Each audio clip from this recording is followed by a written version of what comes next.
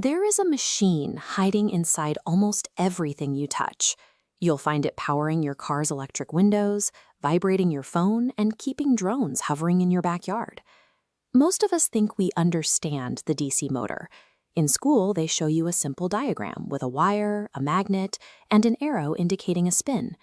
But that diagram leaves out the violent mechanical reality required to actually make the motor work. The true story starts all the way back in 1820, when a Danish scientist named Hans Christian Ørsted noticed something strange. He ran current through a wire near a compass, and the needle moved on its own. It was the very first proof that running electricity through a magnetic field creates an actual physical push. Generating a single sideways shove from electricity is easy. Figuring out how to bend that single shove into a continuous, never-ending rotation required outsmarting physics. Take a look at this diagram showing a single straight wire sitting inside a magnetic field. When we send current through it, it experiences a physical sideways push. This is the Lorentz force. If we bend that wire into a horizontal loop, the Lorentz force pushes one side up and the other side down. The loop begins to spin. But physics sets a trap exactly 90 degrees into that spin. Once the loop is perfectly vertical, the force arrows are no longer twisting it. They just pull the wire straight up and straight down, pulling the loop taut. The rotation stops completely. Even if the loop has enough momentum to drift past that vertical dead zone, the directional force flips. The magnetic field immediately starts pushing the wire backward, reversing the exact rotation it just created. Left completely to its own devices, a wire loop in a magnetic field will just twitch a quarter turn and freeze, or violently oscillate back and forth. The Lorentz force alone cannot drive a motor. Solving that 90-degree dead zone required a clever piece of mechanical engineering, a tiny, unglamorous component called a commutator. Notice the split copper ring in this animation, mounted directly to the spinning shaft. Spring-loaded contacts, called brushes, slide against it to deliver power. Right at the exact millisecond the wire loop hits that vertical dead zone, the split in the ring passes the brushes, physically flipping the direction of the electrical current flowing into the loop. By reversing the current, you reverse the physical force. So instead of stalling or snapping backward, the magnetic push switches sides, keeping the rotation going in exactly the same direction. But dragging physical contacts across a gap at high speed has an unavoidable consequence. Every time those brushes break the circuit, they generate a tiny electric arc. The motor throws microscopic lightning bolts thousands of times a minute. Over hours of use, that constant micro-lightning slowly pits the copper and burns the carbon brushes down to dust. The motor achieves a continuous, smooth spin through a brutal, self-destructive mechanical trick, which introduces a second major problem.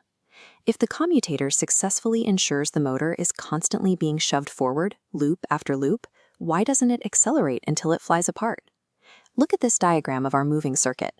At the physical level, a motor and a generator are identical machines. Because the wire loop is spinning through a magnetic field, the motor accidentally acts as a generator, creating its own internal electricity that flows in the opposite direction. We call this generated voltage back-EMF, or back electromotive force. The faster the motor spins, the stronger this back-EMF becomes, actively pushing back and restricting the power you're feeding in. It acts as an automatic, invisible speed limit. As the motor spins, the accelerating force weakens until the back-EMF almost perfectly balances the incoming power. The motor settles right into its natural top speed.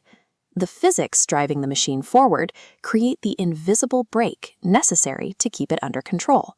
This delicate balance of power and back-EMF has a very real consequence for anyone using a power tool. If you've ever jammed a drill bit into hard wood and forced the tool to stop spinning while you kept pulling the trigger, you have almost certainly smelled burning plastic. Watch the flow of current in this diagram when the rotation suddenly halts. The back-EMF instantly drops to zero. With the invisible brake gone, the incoming current spikes to massive levels, quickly melting the wiring. To eliminate that heat and to get rid of the sparking brushes entirely, engineers eventually developed a modern alternative, the brushless DC motor. They essentially turn the design inside out. In a brushless motor, the copper coils sit entirely still while the magnets spin around them. Instead of a mechanical commutator sparking against brushes, a solid-state silicon chip senses the rotor's exact position and perfectly times the electrical flips. That silicon precision makes brushless motors efficient enough for drones and electric vehicles. Yet the old brushed motors survive precisely because they don't need a computer. You just plug them into a battery, and the mechanical physics take over.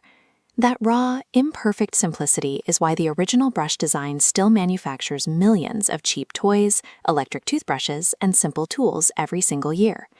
Inside those plastic shells is an incredibly violent and precise stance. A copper switch triggering thousands of tiny lightning strikes a minute, kept perfectly in check by a ghost voltage generated by its own spin. It took brilliant engineering to force a straight electrical shove into a continuous mechanical circle. The DC motor hides that genius so well, most of us just press a button and expect it to spin.